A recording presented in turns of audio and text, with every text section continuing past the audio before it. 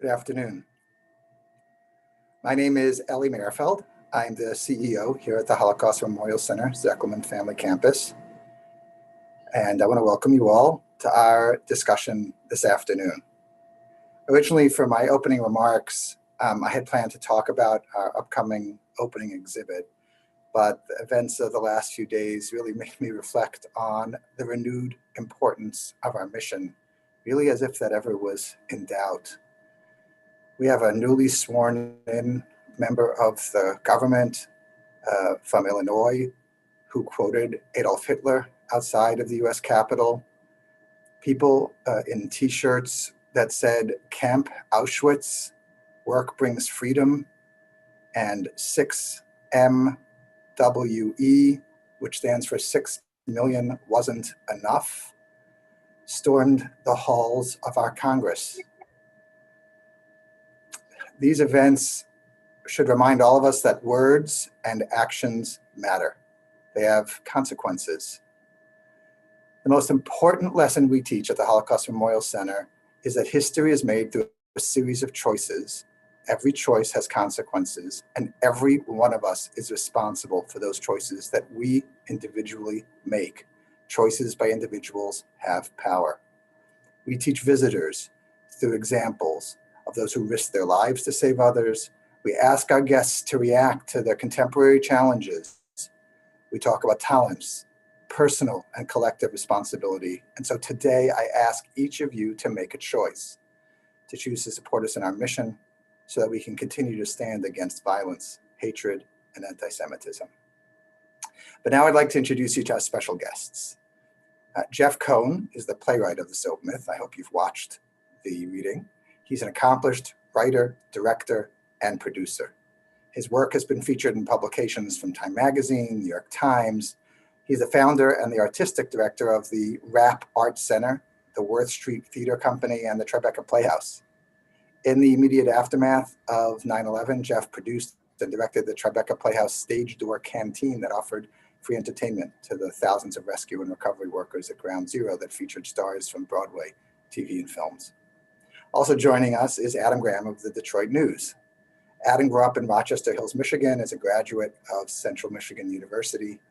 He's a lifelong pop culture obsessive, and that led him to begin his career in 2002 as a features and entertainment reporter with the Detroit News, and he's been the paper's film critic since 2015. Thank you, Adam and Jeff, for being our guests for this afternoon's talk. Adam? Excellent. Thank you very much for having me. We're excited to have Jeff here today. Jeff, we're here. We're just outside of Detroit. You're in New York. Are you staying safe? And how has pandemic life been treating you? It's been interesting. Fortunately, New York has been a pretty good place to be, all things considered. People are enormously respectful, lots of mask wearing, and I try to stay outside as much as possible. There you go. What is your experience with the soap myth, the question of whether Nazis made soap from the corpses of murdered Jews, and how did you come to write the play? I'll start with the second one just to give you a little bit of a background. I had a tiny little off-Broadway theater back in the early 2000s. And after a performance, an elderly gentleman came up to me and he handed me a manila envelope. And he said, you give free performances to my senior center, and I like what you do here. Why don't you read this? Maybe there's something you can do with it. His name was Mr. Spitzer, and that was the first and only time I ever saw him. But in the envelope was a copy of Moment magazine. And in it was a profile of him under the title Slippery History. And he was the basis for the character of Milton Saltzman in terms of this crusade about soap, which I had never heard of. Fortunately, my family was not touched by the Holocaust. My family came over in the early 1900s from Russia. And it took me a long time to try and figure out how to turn this, this really powerful subject into a stage drama. And so there's a lot of stops and starts, a lot of rewrites, and those kinds of things. Take us through those stops and starts, and after you receive this envelope and never see the guy again, how long was it before you put pen to paper? Or I don't know, in your case, is it keyboard on computer screen? It should be a quill, but it's actually a keyboard. Exactly.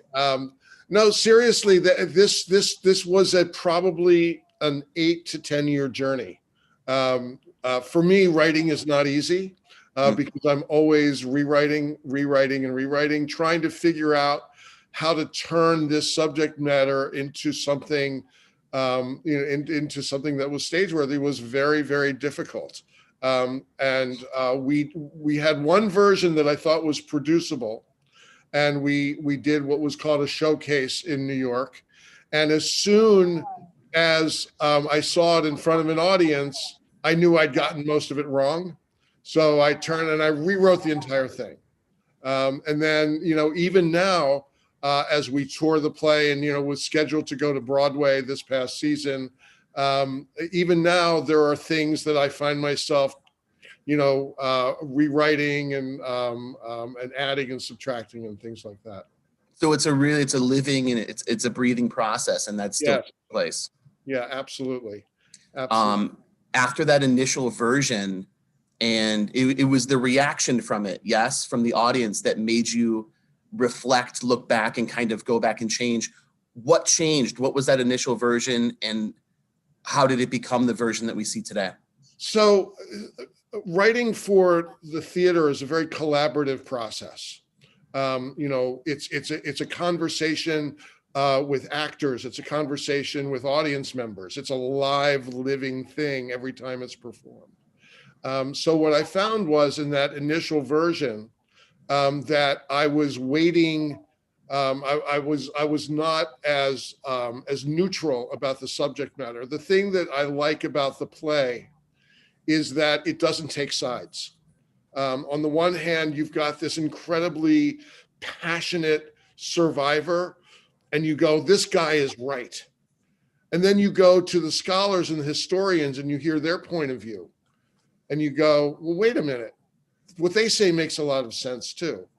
And so you kind of go back and forth. And that was very, very important for me because, sometimes the truth is, it really depends upon what your point of view is and what the context is.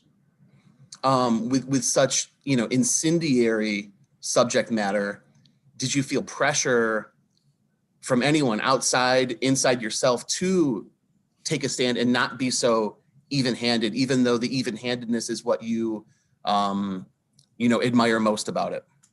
No, because what I found out about the play, because sometimes instead of you writing the play kind of writes itself and tells you what it wants to be, was the introduction a little further along in the play of the Holocaust denier.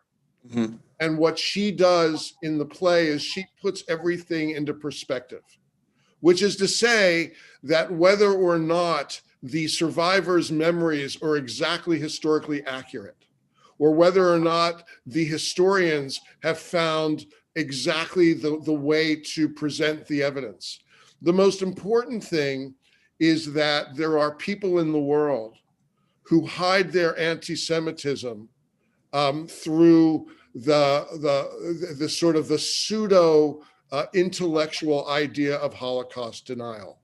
And it's very, very important that people confront that. And so when she enters the play kind of shifts gears a little bit, and it becomes less about whether or not they made soap or how much soap they made or who says they made soap, and more about the larger question of how do you honor the survivor, the victims, the memories? How do you not forget what happened? And of course, the denier wants to obliterate the idea of the Holocaust. It never happened. Maybe 10,000, maybe 100,000, but come on, that's all that happened. And as we see, unfortunately, and I know the mission of the museum is about the education about the Holocaust. Because if you go to random people around the country and you ask them about the Holocaust, most of them will give you a blank stare, or they'll say, you know what, I kind of heard about it, but I'm not sure that it really happened. So for me, the important thing is that towards the end of the play is you get to honor the truth that Milton Saltzman speaks, because he is, as Annie Blumberg says in the play, he is the living history. He is the history. What was the process of writing like? It wasn't just creating these characters, but what kind of research did you have to do, and what tools did you use to kind of conduct that research? Because it's not just people talking. There's a lot of historical information in there as well. Yeah, I discovered this thing called the Google machine. Oh, amazing. It was an amazing thing. And it was very helpful, but there's also a lot of books, a lot of research that I did, obviously, or maybe not so obviously. What I discovered early on is when you're writing something about the Holocaust, you have an absolute responsibility to get everything right. Anything that you do that that someone can poke holes in kind of destroys the entire work. So it was very important for me to get the documents from Nuremberg. It was very important for me to speak with the scholars themselves, or to read things that they had written. I was assisted by a number of very prominent Holocaust historians, including Michael Berenbaum, who is one of the creators of the USHMM, and who's become, fortunately for me, a great champion of the play. So it's a really good question, and it really was something that I took extremely seriously. Yeah, I know it. I knew it was more than the Googles. But as that, you say, even taking on this subject, there's so many things that you have to get right. How did that weigh on you as a playwright, as a guy who's creating characters and creating a work for an audience, having the burden of history to get so many things correct, to be able to tell this story, to not have it immediately dismissed for things that weren't included in it? It really was just the subject matter. Oftentimes, when you write something, you take artistic liberties. Say, well, if I create this love scene between these characters, that will enhance the drama, even though that may not have happened. But I couldn't do that here. Here, everything in the play has a basis in historical fact. Obviously, the character of Milton Saltzman is based upon the gentleman that I met at my theater. Obviously, the character of the denier, Brenda Goodson, is based in large part on several, infamous Holocaust deniers. So these were very, very, again, very things I took very seriously. Throughout the journey of this work, which is now 20 years, do you think back to the man who handed you that envelope and wonder, was this sort of, did I imagine this? Was he sent to me? How do you consider that interaction when you look back at it, being that it sets you on this path that you're still on? It's a great story. So Morris Spitzer, I kept looking him up, and I found an obituary for a Morris Spitzer in New Jersey, and I assumed that he had passed away. When was that? This was sometime, maybe, 5 years, 7 years later. Okay. Then we did a small production at the Roundabout Theater off Broadway. And after a performance, a woman came up to me and she grabbed me and she said, "That was Morris Spitzer." And I said, "Yes." She said, "He was my longtime companion." And she said, "He's still alive." And she said he was living with his son in Michigan, I think somewhere in the Upper Peninsula of Michigan. And they got him on the phone, and she said, "You're going to be shocked his Alzheimer's is very advanced and he doesn't remember anything. So I was able to actually speak to him on the phone. And of course, he didn't remember about the soap. He didn't remember about the crusade, which was, it was wonderful to speak with him, but also it was very sad. But that was a really interesting sort of coda to the story. At what point in the process of writing the play, of producing it, of seeing it, did you realize that it was less about the soap and more about history and how history is created, told, and how it lives on? When did that become apparent that that was what you were really talking about? I mean, that was pretty early on. You know, there's really, you know, this idea of making soap from the corpses of human beings, you know, the larger story is how can someone do that? Who would conceive of such a thing? How do you justify it? You know, how do you? So very early on, you know, that the soap was an example of the kind of just atrocity that a human being is capable of, and how important that was to write about and to expose. How did Ed Asner become involved in the version that we've seen? So I was asked to do a reading of the play. This was after the off-Broadway production at the Roundabout, a reading of the play at the Lincoln Center Library for the Performing Arts. And I contacted Ed through his agent, and his agent said, send the script, he'll read it. He read it. I said, you know, I'll fly him out. I flew him out, and there he did it. Without a rehearsal, it was so funny. My heart was in my throat. There he was, and pages are flying around the stage. He'd never done it before. And I thought, if he just misplaces a page, we're screwed. The play can't go on. And it was magical, and it was brilliant. And for me personally, I know that, you know, Ed Asner has been a controversial figure. He is the most wonderful human being that I've ever had the pleasure to be friends with. Spend a lot of time with him, speak to him very often. And what an incredible, incredible actor. So it's been very fortunate for me that this role, which in certain ways was written for him, Really? was able to find its way to him. When did he pop into your head as you were writing, or did he pop into your head as you were writing? Yeah, that was kind of the voice that was in my head.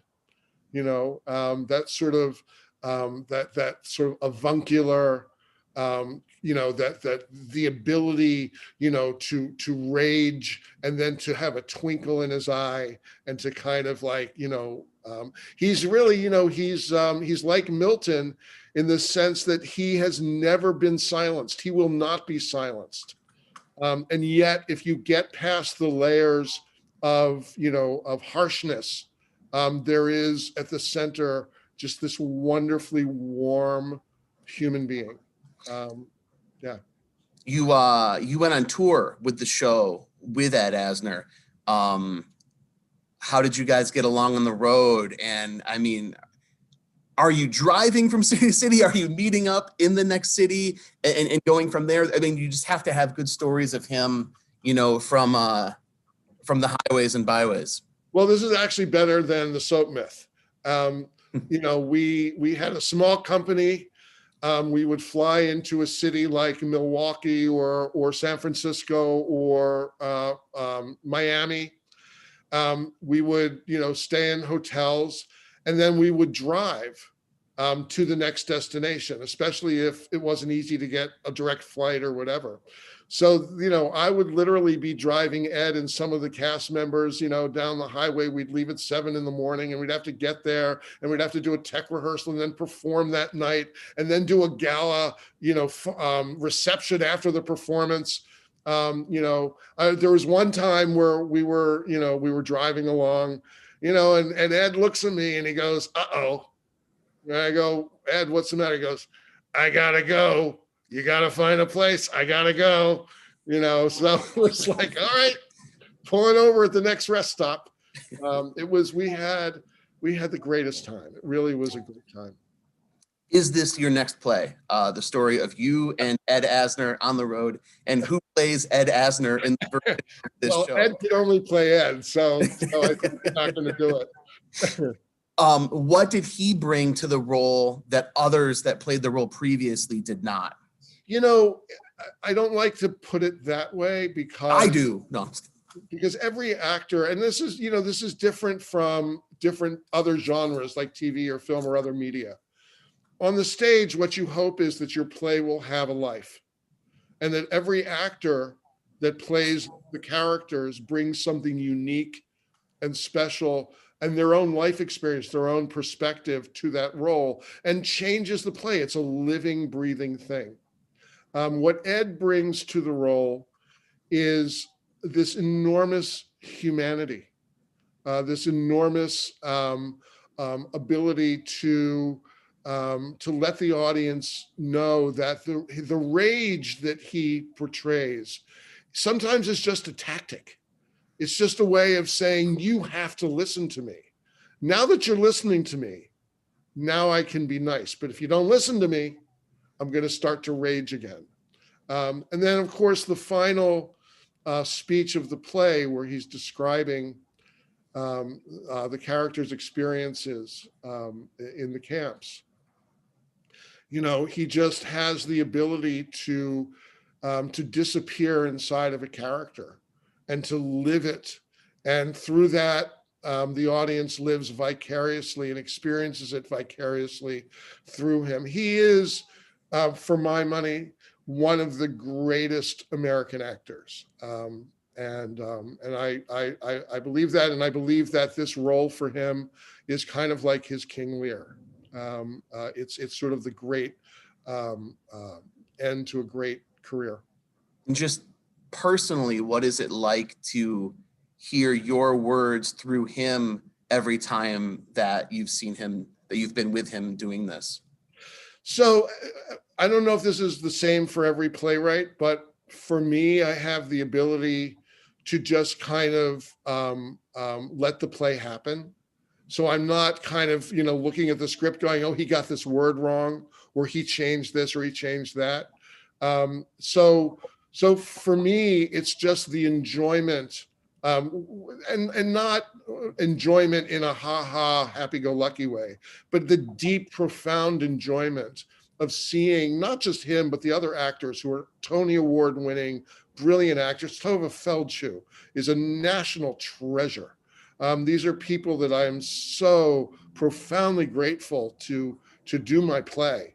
And I just allow myself to enjoy the process of seeing these phenomenally talented artists give their artistry, to my work. You were on the road with this in 2019. You mentioned you were bringing it to Broadway in 2020. How did the pandemic, what were plans? How did they screech to a halt, and what is the plan going forward? It was actually, we were sort of lucky.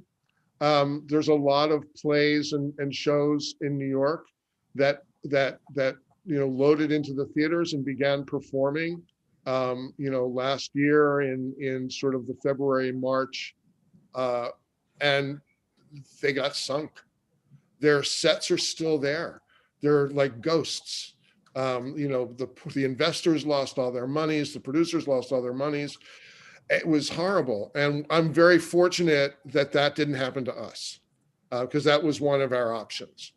We were, God willing, we were going to be coming to Broadway this past fall, possibly late fall. And obviously everything stopped. So we're sort of waiting it out. I'm hoping that Ed will still be around to do it in terms of his vitality. And the other thing that we're doing is there's a really good chance that Broadway will be one of the last sort of venue operations to open, because there's so many so many complications with Broadway. Mhm. So we are actually now starting to explore the idea of continuing to tour it. Hopefully, if vaccines get out there enough, we'll be able to do it next fall, next winter, and just get on the road again. And because the important thing is for people to experience the play and to experience how important it is. And we do talkbacks after every performance, and they ask incredible questions, and it becomes a community, and the community as a conversation. And I think that we all know at this point that, without this sort of idea of community and this idea of conversation, that society's fabric can tatter and can fall apart. Having written the soap myth, how has that affected your views on history, the way it's told and the way it's shaped? History is subjective. And it's very, very important. We all have a responsibility to go beyond the headlines. We have a responsibility. Something doesn't make sense, to go explore that. Just because somebody says it doesn't mean it's true. Everybody has their own agenda. And the soap myth, and I'm so grateful to the museum for bringing people to it. I hope people enjoyed the performance. I know that it's not an easy play. I know that it's provocative. I know that it talks about things that are very, very uncomfortable. But these are part of, again, the fabric of human society, and things that we need to acknowledge and to delve into and to take responsibility for. How do those lessons from the soap myth apply to what we're seeing today, when history is being rewritten and reshaped in real time by online conspiracies and the things that we're seeing today, and the way that something happens today and it's already being rewritten? How do those lessons kind of apply to the things that we're seeing unfold right now? Wow, that's an easy question. Human beings have a dichotomy. They have this incredible, enormous capacity to love, and an opposite, craven, carnal capacity to hate. We're seeing a lot of hate, and that just needs to be turned around. I mean, we have the capacity to love. We have the capacity to say to somebody who's just come to this country, who's desperate for a new chance, who wants to be a part of the dream that is the United States of America. We have the capacity to welcome them and to say, join us. What can I do to help? But we also have the capacity to build walls and to make them pariahs, and to brand them as the other, whether it's people of color, whether it's Jewish people. The notion that somebody who thinks of themselves as a good person, a patriot, a good American, could wear a T-shirt that basically says 6 million wasn't enough is, there's really not much you can say about that. I kind of have a fantasy, that somebody, that won't happen in New York City, that I would see somebody on the street, wearing a T-shirt like that, or wearing Camp Auschwitz. And what would I do? My first instinct would be to go and punch them in the face. And maybe that's what I should do. But would I engage? I probably would, because I'm a little crazy. You're talking about the soap myth. You've done a lot of talking about the soap myth. It wasn't something that you filed away and never touched again. It's kind of a thing that continues to evolve. What is the process of doing the show and talking about it all these years kind of taught you that was perhaps unexpected from when you first started? As I mentioned earlier, I'm very fortunate in that my family came from Russia at the beginning of the 1900s, both sides of my family, which isn't much of a picnic with the pogroms and that kind of a thing. But in terms of the Holocaust, my experience was not very deep. And in researching this play, the character of the young journalist in the play, Annie Blumberg, she's kind of a stand-in for me. She's learning about these things kind of in the way that I learned about them. And that, you know, that was something that I could really plug into in terms of my journey as the storyteller, and the hope that there are others out there who aren't as conversant, who will also go on their journeys with this story that I'm telling. How has the survivor community responded to the play? Oh, it's been wonderful. Both the survivor, 2-gen, 3-gen, you know, quite often there are survivors in the audience. We did a very early reading of the play at the East Midwood Jewish Center in Brooklyn, New York. And it was really the first time that I'd heard the play out loud. And when the character Brenda Goodson, you know, spewed her poison, I wanted to stop the play because it felt sacrilege. I knew that there were survivors in the audience. Or I wanted the floor to open and swallow me up. At the end, I asked for comments, and an elderly woman stood up and she said, "That denier character." I said, "Yeah, I'm sorry. I probably should take her out of the play. It feels really, really terrible." And she said, "Don't you take her out of the play." I said, "Why not?" She said, "I wanted to stand up and throw my shoes at her. But you have to keep her in the play because people have to see. People have to see what she's like." And that's something that will always stay with me. So, you know, I'm grateful to that community.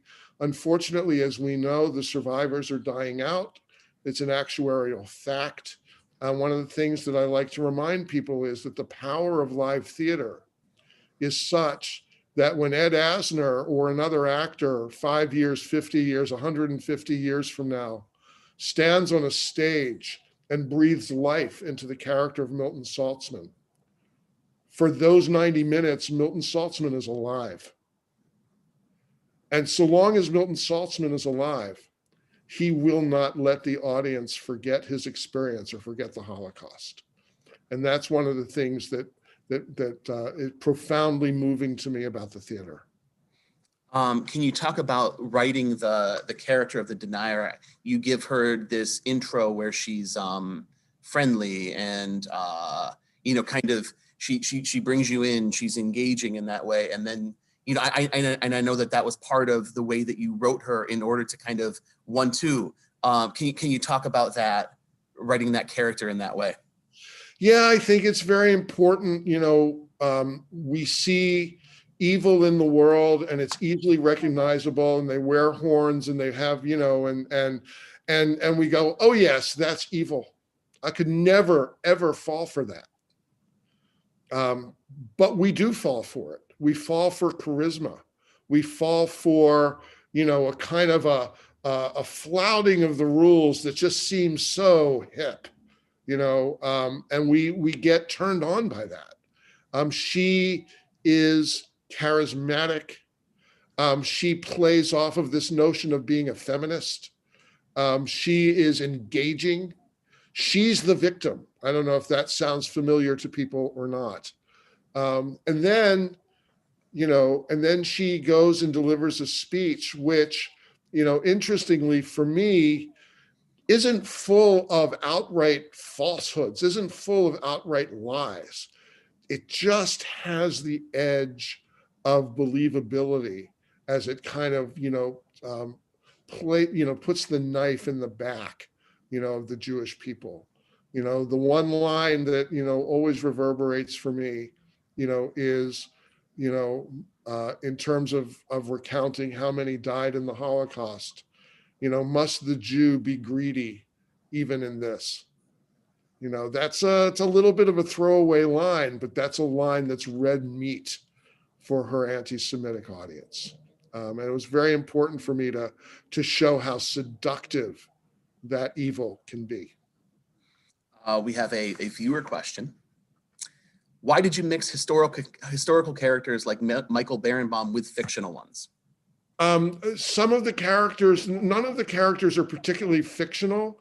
I simply sort of either changed their names or I joined different, like for instance, the character of Daniel Silver is a sort of composite of three different historians. I put Michael Berenbaum in the play because Michael gave me permission to. Michael, said publicly that it is possible that that they had successful experiments in making soap. And I asked Michael if I could quote him in the play. He said yes. So that was very, very, very nice of him. We have another viewer question. Do you feel that determining an event from history as a fact needs to be supported by physical evidence? I do. It's exactly what you would expect in a court of law. There are different things that go into, prosecuting a crime. So yes, I do, but I also believe that that a witness should be given a lot of deference. What's next for you beyond what's going to happen with the soap myth once Broadway gets back up and running, once live theater gets back up and running? Have you used this time? Have you written anything during this time? Have you been surprisingly productive or surprisingly unproductive during this time? How are the words coming these days out of that quill? So I wrote a play that I did a lot of work on during the pandemic called The Righteous, which is about a German industrialist who warned the world of the final solution and became sort of the source for what is known as the Regner telegram, which reached FDR in December of 1942, that basically outlined the final solution.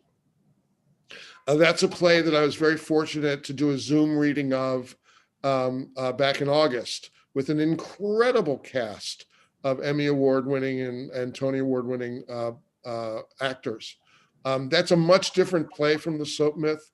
It's a historical drama, but it's sort of epic in scope. It's got like 30 characters in it. It's a very powerful play. The German was posthumously honored as a righteous Gentile by Yad Vashem, and it really tells his story.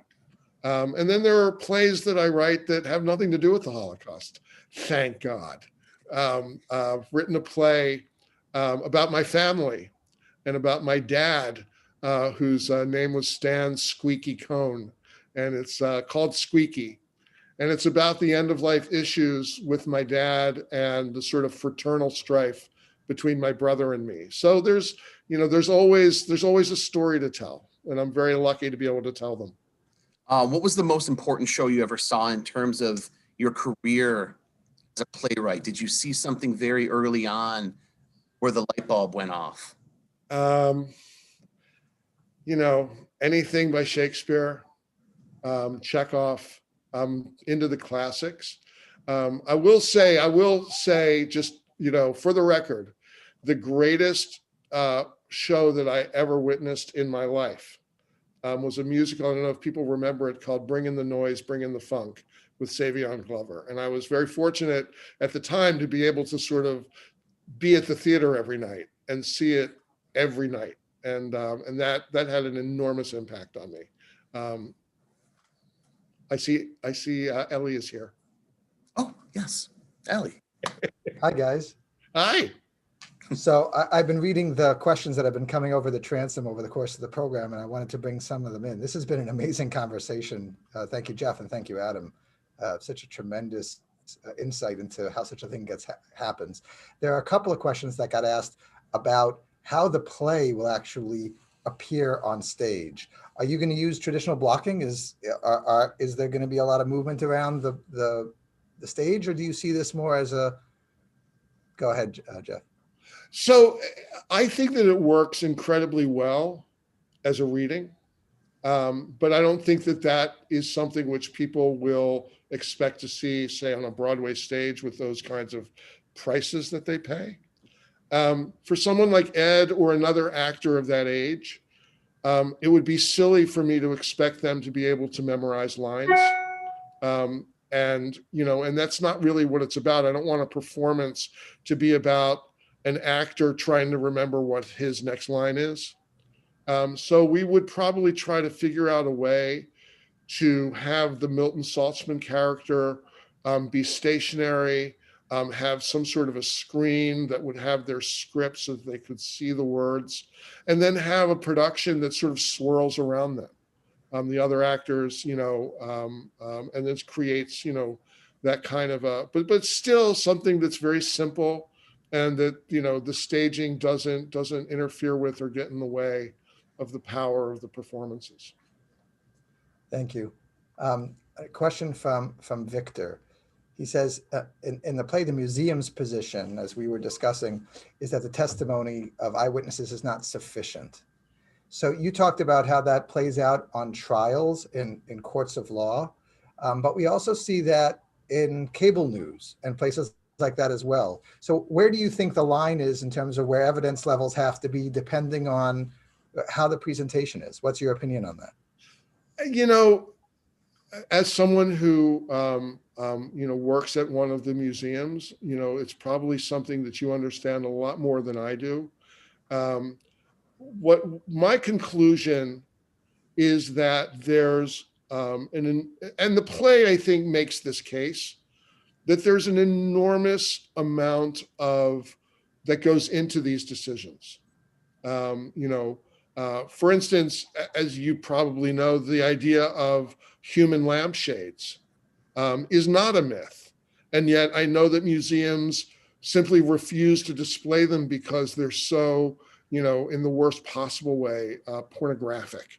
In terms of soap, where I come down is that I think that there is certainly enough evidence that they successfully experimented with a few bars of soap at the Danzig Institute.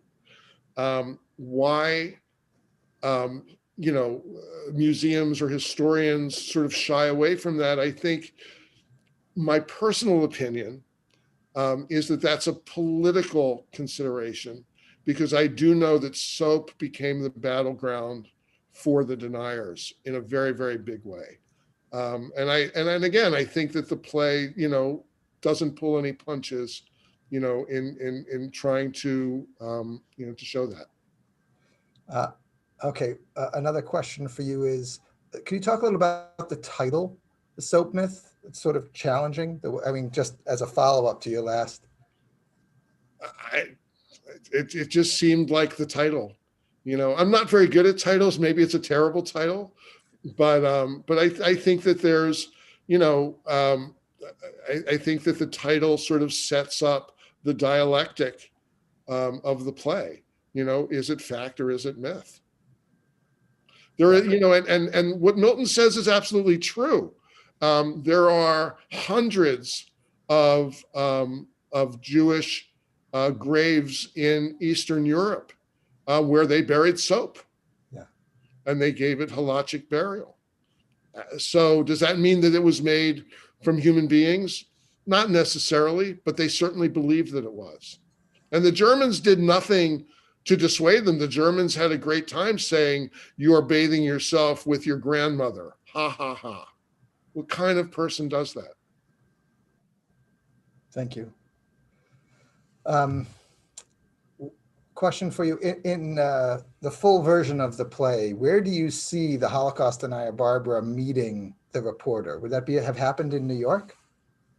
I hadn't really thought about it, but probably some hip cafe at Lincoln Center, or something like that. I have to say that one of the things about the play that kind of troubles me a little bit, being a self-critic, is that Annie Blumberg is a little bit naive. And and in casting the role, it's always very important to find an actress, who feels young enough that that she's a little overwhelmed by this journey, and someone who gets taken in, by this denier. The final scene between her and Milton, is her realizing what a dupe she's been. That she's been concentrating on this soap story, and the soap story is not the story. And her reconciliation with Milton is a very important part of the play for me. It's the first time, this is a guy, a character, who spends his whole life keeping people away from him, screaming at them, yelling at them, being belligerent. And finally, somebody says, screw that, I'm going to hug you and I'm not going to let you go. And that's the power of love. Yeah, that's very powerful. One of the other questions that got asked is, given the reading format of it, it makes the character of the denier not so offensive, not so challenging, because Tova's playing her and the other characters. I have a feeling that that woman who said she would throw the shoe, that probably will become a little more real. Yeah, I have to say that no disrespect intended, but if one watches that film and doesn't find what Brenda Goodson says to be terribly offensive, there's something else going on. Great. A lot of people are posting that they're looking forward to seeing it in their hometowns. And someone also said they live in Israel, who's watching now, and said they hope that it's going to get staged in Israel as well. Well, maybe that'll be soon, since Israel will be entirely vaccinated within the next few weeks. Yeah. We'll get in touch with Topol and see if he'd like to play the role of Milton in Israel. Wow. Okay. I mean, I should fly to Israel to see that. There you go. Me too. So a couple other questions about audience response. You talked about that one woman I just commented on, but there was also questions about non-Jewish audience members, how they've responded to it, and if you've had any negative anti-Semitic responses in any of the... I haven't had any anti-Semitic responses. That doesn't mean that they're not there, but they haven't sort of stepped up in front of a crowd of people who wouldn't appreciate it to say it. But in terms of the non-Jewish responses, that to me has probably been the most meaningful part of this journey. As Jews, this idea of the Holocaust is inside of us. It's something that if we didn't live through, we've lived through it through relatives, through stories, through our community. But the non-Jewish community, this is kind of a new territory for them, and it is and it shows the absolute necessity of Holocaust education, because they get their information from the wrong sources, from people with bad agendas, and my hope is that the soap myth can eventually become the kind of a play that every community will want to do in their community theater, because of the value of the education that it brings to the audiences, both Jewish and non-Jewish alike. That's my greatest hope. All right, Adam, I'm going to give you a chance to ask the last question if you have one. Well, I liked it earlier. You rounded up by saying that was the power of love, and that was kind of what brought home the end of the play. And I think that was a good message to kind of send off with, given, everything that happens on stage in the play, everything that's happening today. I think the lessons kind of come back around to that power of and message of love, which is what's super important. And I'm glad that you voiced that in that way.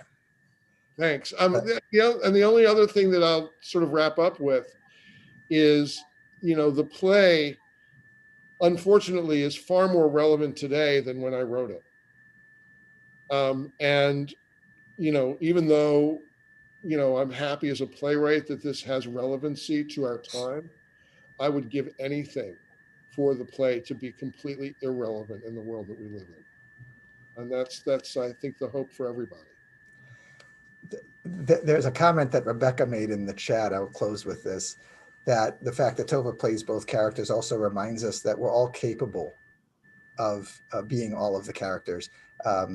There's a great man, Father Patrick Dubois, who's done a lot of work on identifying graves in Eastern Europe. And he says there's a bit of Cain in each of us and a little bit of Abel in each of us. That's great. And to speak for Tova, that's why she was so excited about playing this role. If people need to remember, Tova Feldshuh, is one of the most revered and prominent Jewish actresses in the world. And for her to have the courage as an artist to say the words of Brenda Goodson and to act that character, is for me is the greatest example of the heroism of artists, and it's something that I'm always grateful to her for doing. Thank you. I want to thank you both, Jeff and Adam, for a really fascinating discussion. And I want to thank everybody for joining us this afternoon. If you have not yet watched The Soap Myth, or you want to watch it again, the link's available on our homepage on holocaustcenter.org, courtesy of PBS. It is a great watch and powerful and painful. So thank you, Jeff, for writing and for making this afternoon available. Thank you guys very much. Thank you, Jeff. I want to just close by reminding everyone that our new special exhibit, Deadly Medicine, Creating the Master Race, is going to be opening next week on January 17th. It actually traces the eugenics movement from the early 20th century into the Nazi regime's science of race. And then lastly, on January 27, we're going to be hosting a program, How Healers Became Killers, in observance of Holocaust Remembrance Day. And Patricia Heberer-Rice of the U.S. Holocaust Museum is going to discuss how medical professionals played an integral role in the implementation of the Nazi racial policy. So we hope you'll join us for that as well. Everyone, please stay safe. Thank you for your support and have a good afternoon. Thanks a lot. Nice.